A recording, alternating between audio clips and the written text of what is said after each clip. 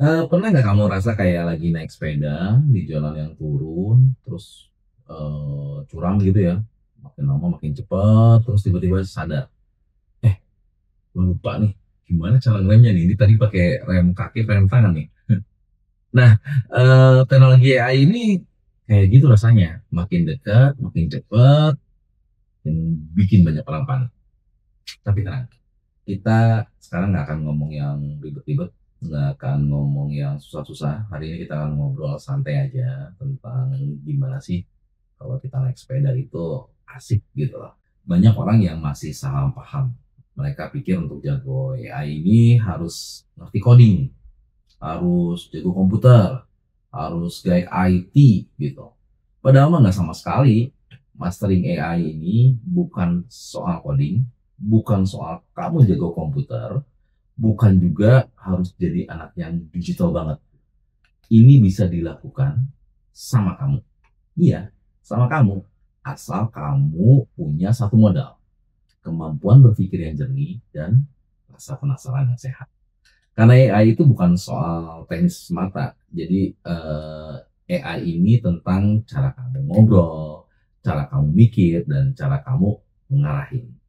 Satu lagi yang sering salah kaprah. Banyak orang yang merasa sudah jago AI karena hanya bisa klik-klik tombol di toolnya AI. Atau bikin gambar-gambar yang viral, yang lagi rame gitu ya. Atau sekarang kan lagi rame udah mulai ke video generated ya, bikin pakai VO3 kayak gitu. Wah udah ngerasa gue yang paling jago AI. Jadi AI itu bukan sulap. Kalau kamu cuma ngandelin tombol tanpa ngerti cara berpikir dan cara ngobrol yang benar gitu ya. Hasilnya ya asal-asalan karena udah ada tool lagi yang lebih canggih. Terus kamu sibuk lagi tuh mikirin toolnya lagi, ngulik-ngulik lagi toolnya gitu loh. Tapi di sini kita akan bongkar fondasi cara berpikirnya. Biar kamu ngerti dalamnya, bukan cuma kulitnya doang. Biar apapun toolnya, mau pakai ChatGPT, mau pakai Gemini, mau pakai Cloud, Qwen, apalagi mau pakai Leonardo, mau pakai VO3, mau pakai apa, apapun tool yang kamu gunain, sampai tool yang bahkan belum launching pun gitu, kamu bisa maksimalin. Hasilnya bisa jadi luar biasa. Karena pada akhirnya bukan alatnya yang penting, tapi tangan dan pikiran siapa yang ngarahin. Oh ya, satu lagi yang perlu kamu tahu. Semua orang sekarang udah punya akses ke tool AI yang sama. Jadi semua mau pakai ChatGPT, semua bisa pakai ChatGPT. Gemini, semuanya bisa pakai. Tapi kenapa hasilnya bisa beda-beda? Bahkan sampai jauh banget. Jawabannya simple. Yang ngerti fundamentalnya pasti akan melesat. Sementara yang cuma ikut-ikutan klik tombol, yang ikut-ikutan cuma ketik-ketik, ya itu-itu aja sih. Selamat datang di Win with Wen AI Mastery, tempat kita ngobrol santai tapi berisi, karena masa depan bukan soal mesin pintar, tapi gimana kita makin pintar bersamanya. Kamu udah tahu nggak bedanya orang yang sukses sama yang gagal? Sebenarnya gini, kalau orang yang gagal itu biasanya hobinya selalu nyalahin keadaan, nyalahin orang lain. Bahkan kalau perlu cuaca juga disalahin deh. Ya, hujan nih, apa segala macam jadi gagal gitu. Pokoknya yang salah nggak pernah tentang dirinya. Yang salah itu orang lain atau keadaan atau siapapun. Nah, beda banget sama orang sukses. Mereka nggak punya waktu buat nyalahin siapa-siapa. Mereka sibuk nyari jalan keluar, terus belajar, bahkan dari keadaan yang paling sulit sekalipun mereka terus belajar.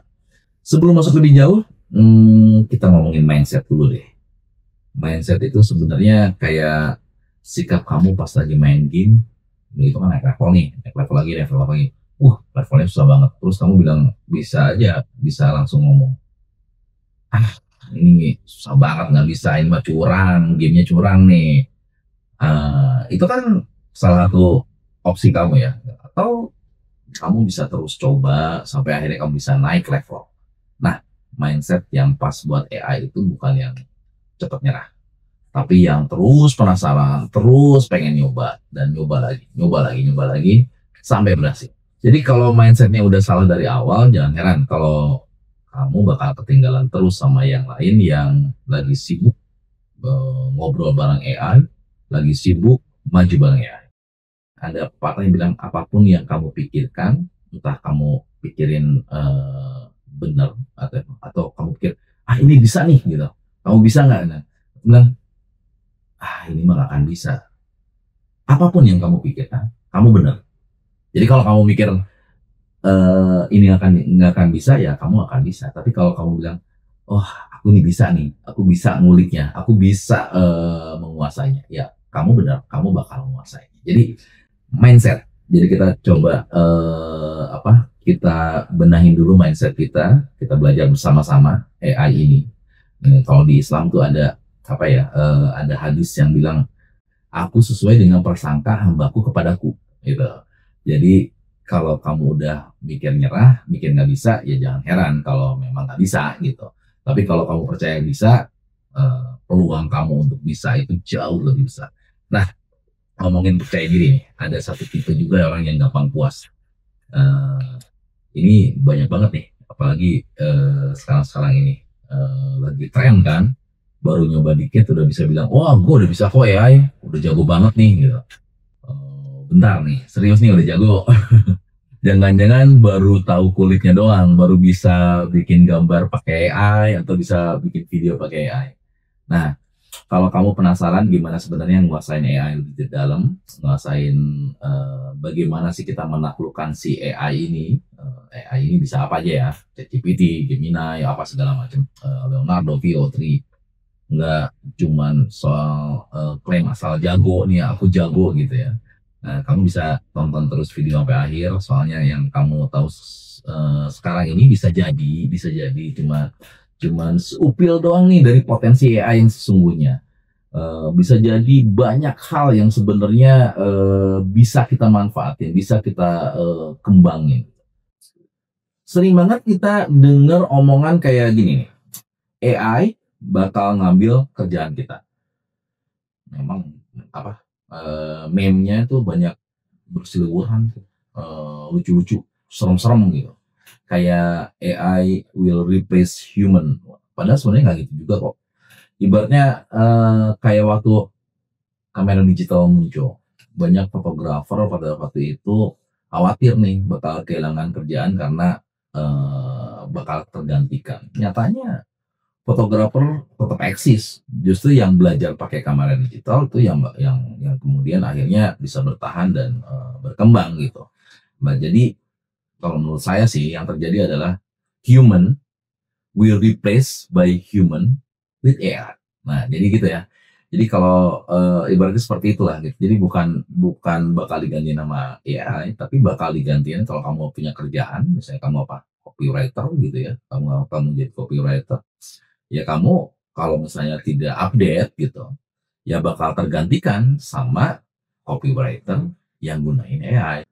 Jadi bukan AI yang gantiin manusia, tapi manusia yang jago pakai AI lah yang akan menggantikan manusia lagi yang nggak paham AI. Sebelum jauh ke sana, kalau kita lihat fenomena di Indonesia sekarang, banyak orang yang pakai AI ini cuma buat lucu-lucuan doang. Misalnya gambar-gambar aneh, pakai aplikasi kayak Midjourney, pakai Leonardo, atau heboh-hebohan pakai foto unik dan video unik dengan VO3 buat bikin konten yang rame di medsos gitu. Sebenarnya nggak salah banget. Apresiasi banget malah kreativitas orang-orang Indonesia ini. Cuman sayang banget karena potensi AI itu jauh lebih besar daripada sekedar bikin gambar viral atau foto yang lucu-lucu aja. AI ini ibarat kamu punya mobil Lambo tapi dipakainya cuma buat keliling komplek gitu.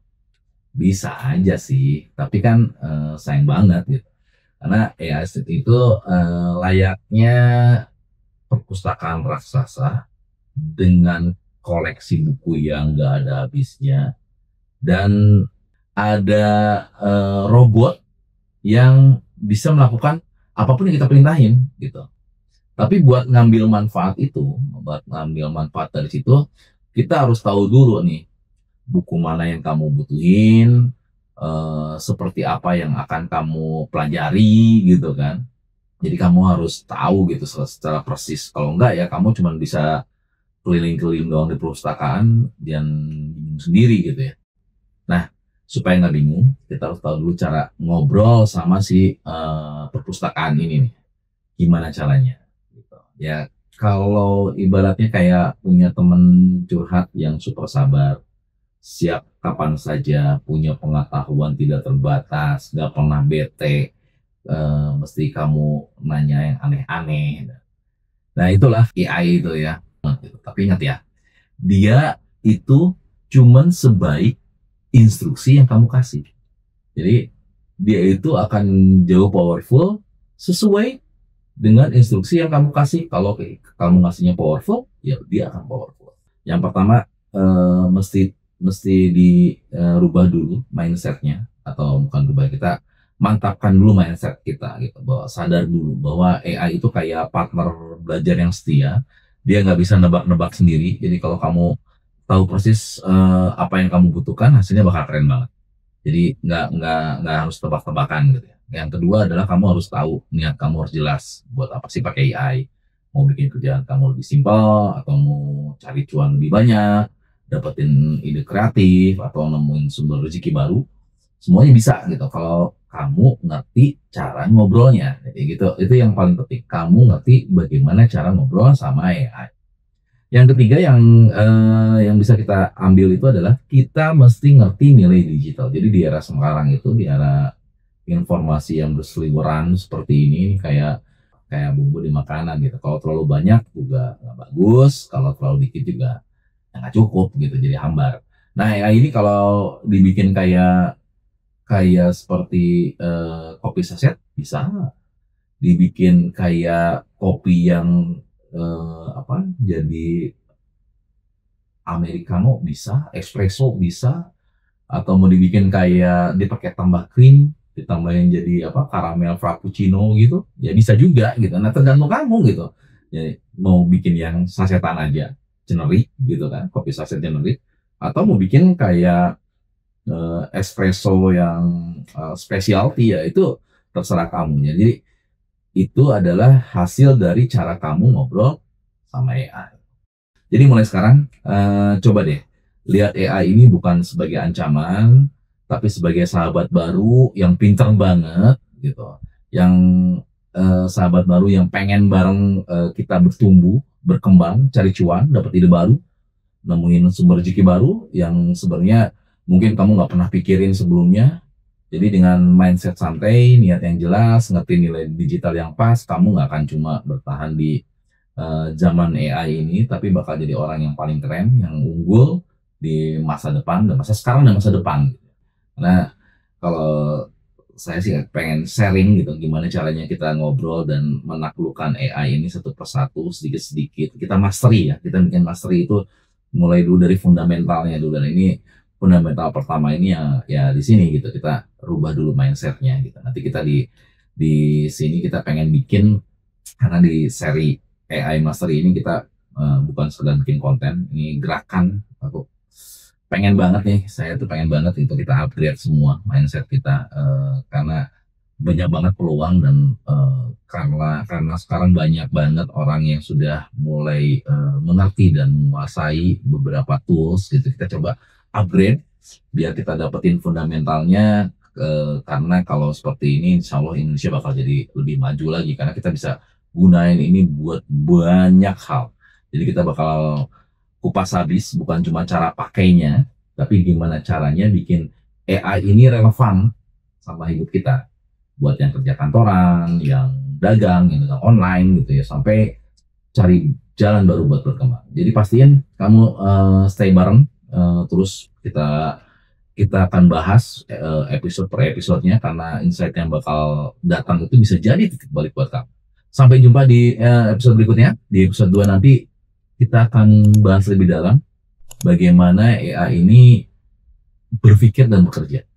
Kenapa penting banget kita harus ngerti cara kerja kotak AI ini? Karena kalau kamu tahu cara berpikirnya, kamu bisa kasih instruksi yang tepat, jadi hasilnya bisa maksimal dan bisa dapetin manfaat yang lebih besar lagi daripada AI. Ibaratnya kayak punya mobil keren tadi ya.